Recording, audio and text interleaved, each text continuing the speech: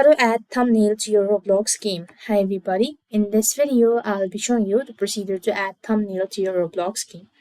So to begin with, you first need to open up your Roblox application, login, and click on the Create tab from the top of the page. So when you go to Create, come to the Creations tab from the list in the left hand side corner of your screen, and after which you want to select the game or the place. So this is going to be my field. So after you have actually done it, so you could then go ahead and click open this up, or you could go to places. When you go to places, here you want to scroll down and go to passes in the monetization field. So when you go to passes as well, so as you go to places, then you want to click on the place once again, and in the left hand side corner you could see thumbnails. Click that out, and to add a thumbnail, click on upload thumbnail.